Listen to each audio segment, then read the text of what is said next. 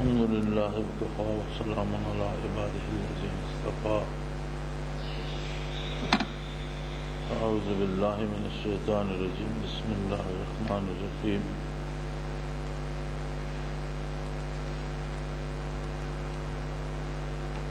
محبت شاید ایک جذبہ ہے، ایک کیفیت ہے جسے ہم اس کے مقصد کے بغیر استعمال کرتے ہیں. دنیاوی تعلقات میں دیکھا یہ گیا ہے کہ محبت بہت کم ہوتی ہے اور ضرورتیں زیادہ ہوتی ہیں. جس کو جس کسی سے غرض ہو اس کے قریب پھرتا رہتا ہے، ہم یہ کہتے ہیں اسے اس سے محبت ہے، لیکن اگر وہ سمجھے کہ اس سے میری غرض پوری نہیں ہوگی تو پھر تو اسے سلام بھی نہیں دیتا، پھر وہ محبت کہاں گئی؟ تو یہ ضرورتوں کو محبت کا نام دینا صحیح نہیں ہے.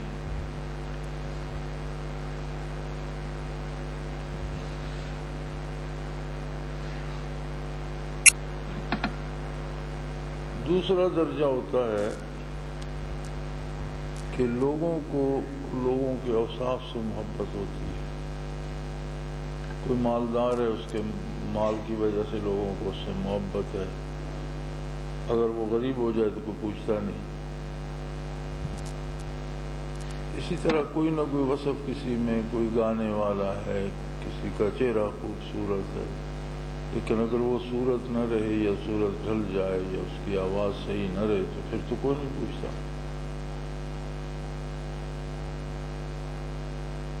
تو اسے بھی حقیقی محبت نہیں کہا جا سکتا.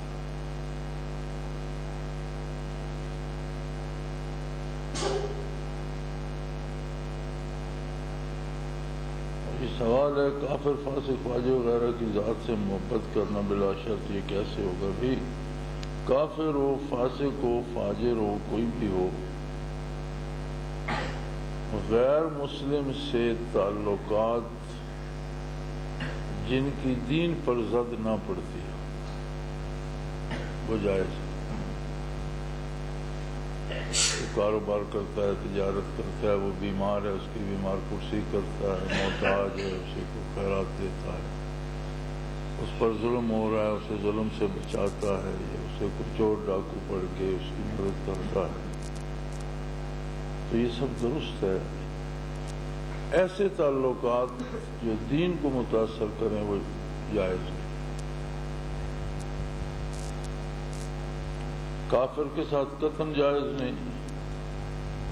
فاسق فاجر کو کافر کے ساتھ ملانا یہ درست نہیں ہے. آپ نے ایک ہی سطر میں لکھ دیا کافر، فاسق فاجر. فاسق فاجر مسلمان ہوتا ہے، اس سے خطا ہو جاتی ہے یا وہ پارسا نہیں ہے، بہت زیادہ نیک نہیں ہے، غلطیاں کرتا ہے، لیکن وہ مسلمان ہے. مسلمان کا حکم اور ہے، کافر کا حکم اور ہے. کافر کا صاف حکم ہے کہ کافر سے ایسے تعلقات جن کی زد دین پر پڑتی ہو وہ ہرگز جائز نہیں. ویسے بحثیت انسانی ہمدردی یا انسانی رشتے رکھنا، اس کی مدد کرنا، یہ سب جائز ہے. نبی کریم صلی اللہ علیہ وسلم یا اللہ کی ذات، اب اللہ کی محبت اور بندے سے محبت یا نبی کریم سے محبت اور عام آدمی سے محبت کو آپ خلط ملط نہ کریں. محبت الہی جو ہے اس کے لیے بھی بندے چن لیتا ہے، اور انہی کو محبت نبوی بھی نصیب ہوتی ہے. قرآن کریم کا انداز بیان بتاتا ہے یحبہم و یحبونہ، وہ ان سے محبت کرتا ہے تو جواباً ان کے دل میں بھی محبت پیدا ہو جاتی ہے.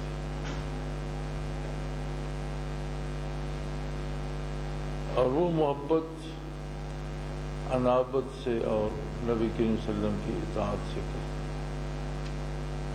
اللہ کریم عطا فرما دیتے ہیں. اور مسلمان خواہ کتنا بھی گیا گزرا ہو،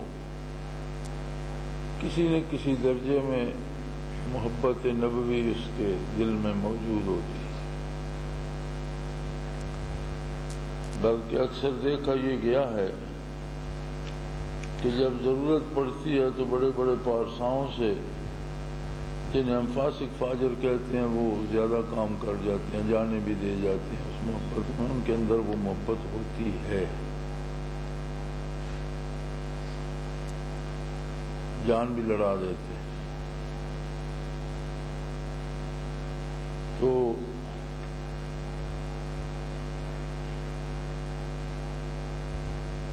یہ جو کہا جاتا ہے کہ گناہ سے نفرت کی جائے، گناہگار سے محبت، یہ وہ محبت نہیں ہے جو دیوانہ کر دے. یہ ہمدردی کی ایک قسم ہے جسے محبت کہا جاتا ہے. لفظ تو ایک ہی ہے محبت، لیکن اس کے مختلف انداز، مختلف طریقے، مختلف درجے ہیں.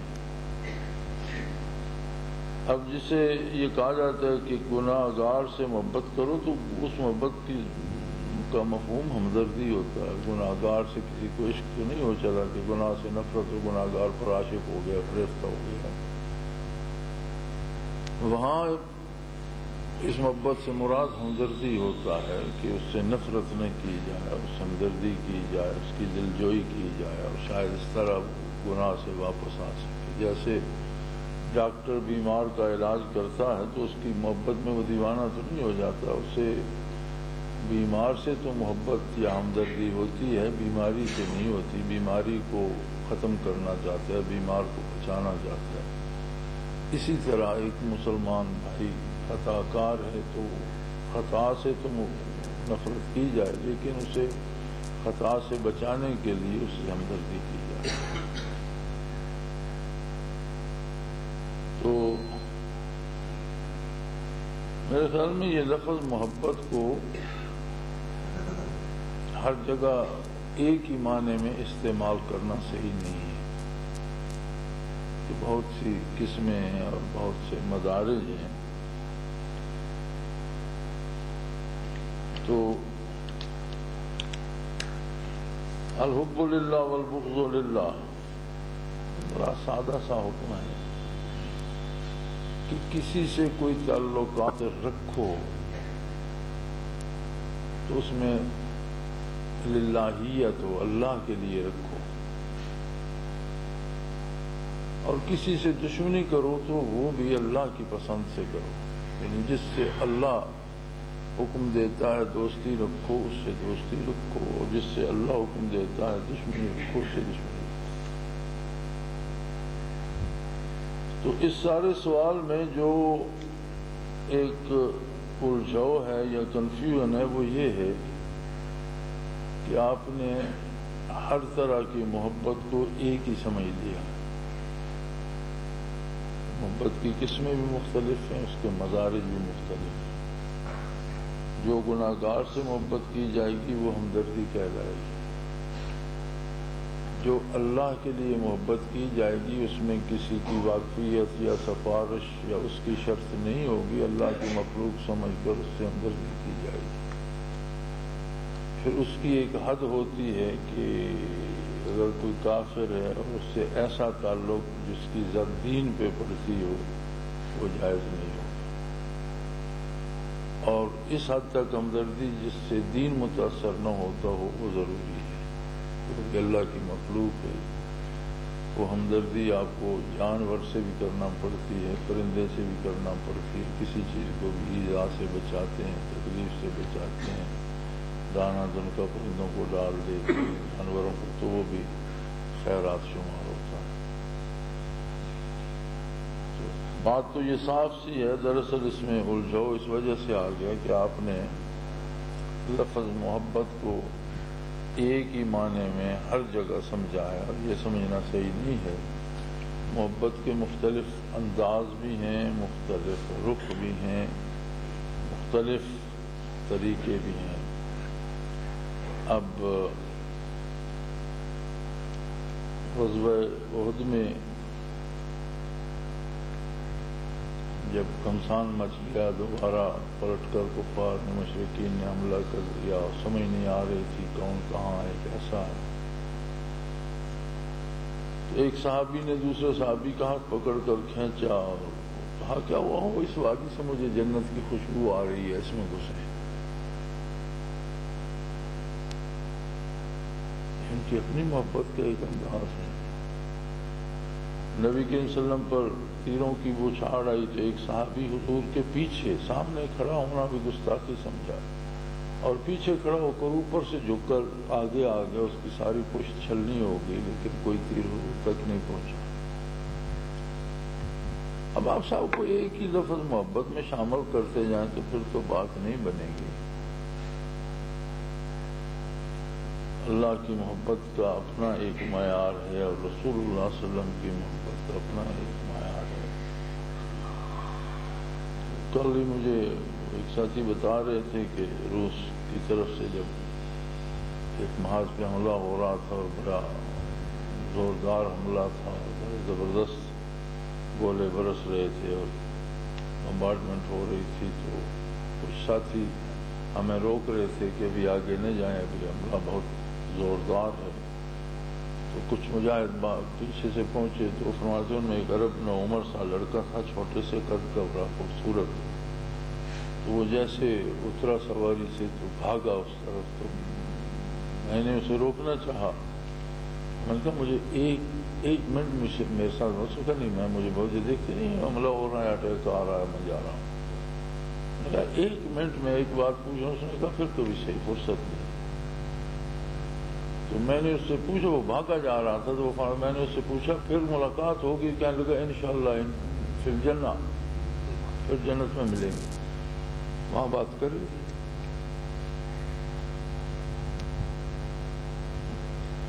اب جذبہ تو ایک ہے اور اس کا نام بھی ایک ہے محبت، لیکن اس کے شاید بہت سے درجے ہیں، بہت سے پہلو ہیں، بہت سی حیثیتیں ہیں۔ تو ہر حیثیت میں جہاں وہ جاتا ہے اس کا معنی بدل جاتا ہے، مفہوم بدل جاتا ہے۔ بہرحال سادہ سا مسئلہ یہ ہے کہ کافر سے تعلقات رکھے جا سکتے ہیں اس حد تک جہاں دین پر زد نہ پڑتی۔ فاسق فاجر کم از کم دیندار ہوتا ہے، اس سے ہر طرح کا تعلق رکھا جا سکتا ہے، ان سے نکاح درست ہے، دین درست ہے، کھانا پینا درست ہے، اور وہاں محبت کا معنی ہمدردی ہے، کوشش کی جائے، اس سے ہمدردی کی جائے، اسے اس سے بچانے کی کوشش کی جائے۔ اللہ سے محبت اور شے ہے، بندہ کر ہی نہیں سکتا اگر وہ توفیق نہ دے، بندہ کیا محبت اللہ سے کرے گا؟ اور اسی میں محبت نبوی علیہ صاحب صلاۃ والسلام کی آتی ہے، اس کے مختلف انداز ہیں۔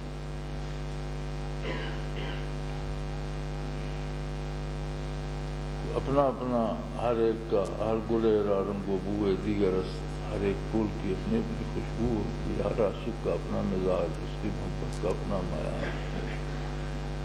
نبی علیہ الصلوۃ والسلام کی عادت مبارک تھی کہ جب فجر کی نماز تیار ہو جاتی تو وہ حجرہ مبارک سے باہر تشریف لاتے اور امامت فرماتے، اور عشاء کی نماز پڑھا کر حضور فارغ ہو کر حجرہ مبارک میں تشریف لے جاتے۔ چھوٹی سی کھڑکی تھی جو مسجد کی طرف تھی، تو ایک صحابی کو عشاء کے بعد بچے پکڑ کر گھر لے جاتے اور فجر کے لیے بچے پکڑ کر مسجد میں چھوڑنے آتے، تو کسی نے ان سے پوچھا کہ آپ کو رات کو کچھ نظر نہیں آتا؟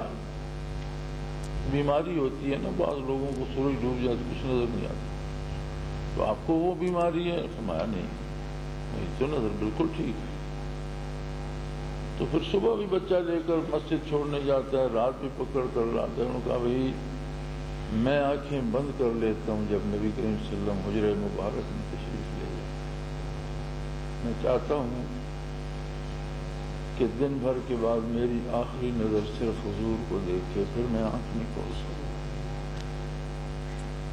اور تب تک آنکھ نہیں کھولتا جب تک حضور حجرہ مبارک سے مسجد نبوی میں قدم رنجا نہیں فرماتے اور اقامت شروع نہیں ہو جاتی. پھر مجھے پتہ ہوتا ہے کہ حضور سامنے ہے. میں پھر آنکھ میں صبح پہلی نظر حضور پر ڈالتا اور رات کو آخری نظر حضور صلی اللہ علیہ وسلم پر ڈالتا. اب یہ کوئی شرعی حکم تو نہیں ہے, کوئی فرض واجب تو نہیں ہے.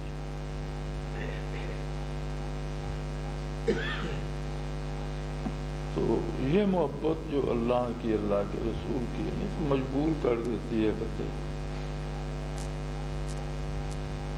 بعض ایسے اکابر صحابہ ہیں کہ جو بیٹھے تھے اور وصال نبوی کی خبر سنی پھر زندگی بھر اٹھ نہیں سکے,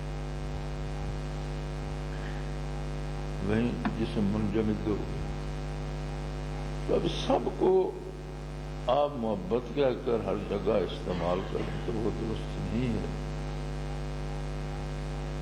کہیں ہم نے ضرورتوں کا نام محبت رکھ دیا ہے, کہیں کسی صفت کا نام محبت رکھ دیا ہے, کہیں ہمدردی کا نام محبت رکھ دیا ہے. تو اس کے سارے مختلف مدارج ہیں, ان کا لحاظ رکھا جائے. آخر دعوانا الحمدللہ.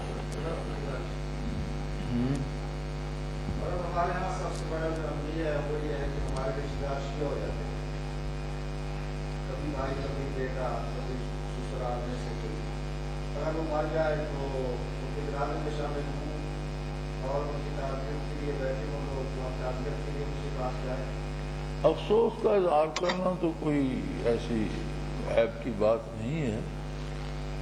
تو جنازہ وغیرہ تو شیعہ ویسے بھی یہاں بھی اپنا الگ پڑھتے ہیں, اہل سنت الگ پڑھتے ہیں, کیونکہ ان کا طریقہ ہی الگ ہے, عقیدہ نظریہ بھی الگ ہے. ہمارے یہاں تو اپنا اپنا الگ الگ پڑھتے ہیں. اور کبھی بعض اوقات بعض گاؤں میں جہاں ان کی بے شمار آپس میں رشتہ داریاں ہیں تو پھر وہ پہلے ایک پڑھتا ہے پھر دوسرا پڑھتا ہے. لیکن یہ محض دنیاوی رکھ رکھو ہے. وہ شیعہ فقہ میں بھی دو باتیں شیعہ فقہ میں بھی موجود ہیں اور اہل سنت کے یہاں بھی موجود ہیں کہ شیعہ اور سنی کا آپس میں نکاح نہیں ہو سکتا. یہ بات شیعہ فقہ میں موجود ہے. اور ایک دوسرے کے جنازہ یا دعا میں شریک نہیں ہو سکتے. باقی امور دنیاوی جو ہیں وہ افسوس کا اظہار کرنا یا ہمدردی کرنا یا وہ تو عام ہے. لیکن آج کل تو شاید لوگ نکاح بھی کر رہے ہیں. اس کی نکاح کے جواز کی دلیل لوگوں کے پاس یہ ہوتی ہے کہ اولاد ہو رہی ہے اور نکاح کیا ہوتا ہے. بچے پیدا ہو رہے ہیں پھر نکاح کیسے نہیں ہوا. یہ ذکر دعا نصیب ہونے کی بنا بات یہ ہے جی کہ اس شناخت کی ضرورت کیا ہے. مرتے دم تک انسان کو اپنی کوشش لگائے رکھنا چاہیے. آگے اس کی عطا ہے, وہ کتنا دیتا ہے, کیا دیتا ہے, اس کا کوئی پیمانہ نہیں. اس کے کرم کے عجیب انداز ہیں. یہاں بھی دیتا ہے, وہاں بھی دیتا ہے, مرنے کے بعد بھی دیتا ہے, بردخ میں بھی دیتا ہے, یوم حشر بھی دے گا. تو یہ کوئی پیمانہ نہیں ہے کہ ہم اللہ کی عطا کے لیے کوئی پیمانہ مقرر کریں. چونکہ ثمرات جو ہوتے ہیں ابھی یہ وہبی ہوتے ہیں, اللہ کی طرف سے ہوتے ہیں. انسان کو ایک ہی فکر کرنی چاہیے کہ میں کتنی محنت کر رہا ہوں, آگے کیا ہو رہا ہے یہ اس کا کام ہے. وہ ہمارے اندازے سے زیادہ ہی دیتا ہے. الحمدللہ رب العالمین والصلاة والسلام علی الہی برکت. اللہم ربنا لا تقتلنا بغضبک ولا تحرمنا بعذابک واعف عنا قبل ذلک. اللہم ربنا لا تسلط علینا من لا یرحمنا انت ولینا صلی اللہ تعالی علی حبیب. ایک چھوٹا سا کتاب چاہیے رسالہ یہاں لکھا بھی گیا تھا حضرت رحمۃ اللہ علیہ کے زمانے میں, جس نے شیعہ اور اہل سنت دونوں فقہ سے نماز اور نکاح وغیرہ کے مسائل تھے، پتہ نہیں وہ نایاب ہے یہ کہاں گیا، دیکھا نہیں میں نے، بڑے عرصے چھوٹا سا تھا بالکل 8-10 وقت کا تھا.